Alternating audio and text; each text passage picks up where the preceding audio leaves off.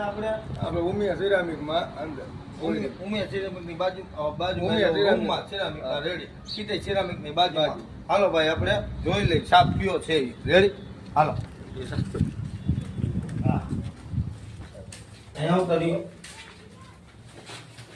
આપણે જો જે મજૂરની રૂમ હોય આપણે કારીગર માણસોની એની રૂમમાં છે સાપ. અંધારું છે ભલે દેખાશે ને, હમણાં સ્ટોપ કરી નાખો બાજુમાંથી, હમણાં વિડીયો.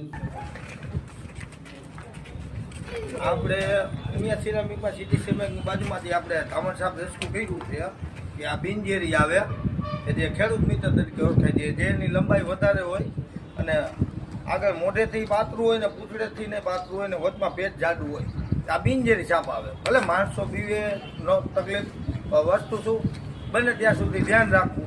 ખબર પડતી હોય તો જ રેસ્ક્યુ કરવાનું, નકા અમારે જેવા કોઈ બીને બોલાવવાના. રેડી. જય ભારત, જય હિન્દ.